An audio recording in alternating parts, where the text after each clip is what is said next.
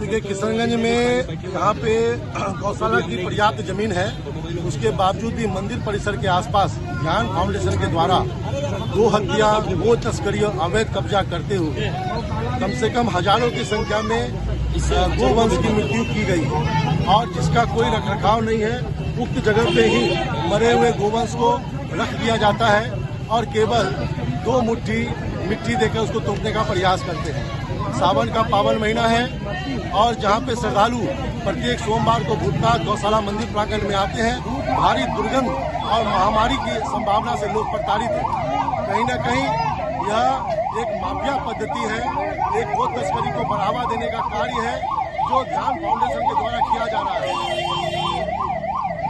निश्चित रूप से यह बहुत ही दुखद है और इस सावन महीना में गोवंश, जहां हम नंदी की पूजा करते हैं, वहां मृत जगह पर सैकड़ों की संख्या में मृत नंदी परिवार वंशज वहां पड़े हैं। यह हिंदुओं के साथ, उसके धार्मिक पद्धति के साथ एक खिलवाड़ करने का काम कर रहा है। उसके लिए विरोध प्रकट कर रहे हैं, जबकि ध्यान फाउंडेशन सिरे से खारिज करते हुए उक्त जमीन पर कब्जा किए हुए हैं।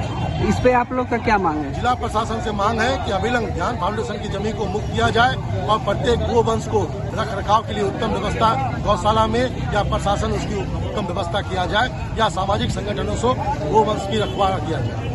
ये जाम हमारा रोष व्यक्त करता है। हम किशनगंज के विभिन्न संगठन के लोग, यहाँ के स्थानीय हिंदुओं ने मिलकर इसका रोड को जाम किया है। कारण ये है कि गौशाला के जमीन पर गो ध्यान फाउंडेशन नाम का एक संगठन गौरक्षा के नाम पर जमीन को लीज ले रखा था। उसने गौरक्षा के नाम पर जमीन को लीज लिया, लेकिन अभी स्थिति ये है कि वो गौ हत्या कर रहा है, यहाँ से अवैध तरीके से गौ तस्करी कर रहा है। स्थिति इतना भयावह है कि मृत गौवंशों का दुर्गंध बगल के भूतनाथ मंदिर तक पहुंचता है। हमारे श्रद्धालु यहाँ पर पूजा करने के लिए पहुंचते हैं। श्रद्धालु का जो मंदिर में जो दुर्गंध है, उस दुर्गंध से श्रद्धालु परेशान है, यहाँ के स्थानीय लोग परेशान हैं। हमने बार बार गो ध्यान फाउंडेशन को विभिन्न संगठनों के माध्यम से सचेत किया कि आप अपनी स्थिति ठीक कर लीजिए, लेकिन गो ध्यान फाउंडेशन की स्थिति जस की तस है। एक रोष व्यक्त करके जिला प्रशासन को हम बताना चाह रहे हैं और गो ध्यान फाउंडेशन को यहाँ से अविलंब नहीं हटाया गया, अगर इसकी स्थिति ठीक नहीं की गई तो ये आंदोलन चरणबद्ध तरीके से आगे चलता रहेगा। अभी सावन का महीना शुरुआत हुआ है, पहला सोमवारी ही बीता है, अभी आने वाले समय में 4 सोमवारी है और अगर ऐसा ही चलता रहा तो पहले सोमवारी में जब श्रद्धालु यहाँ पर पहुंचे तो स्थिति पहले का जो स्थिति छुपा हुआ स्थिति था, दबा हुआ स्थिति था, तुरंत सामने आ गया।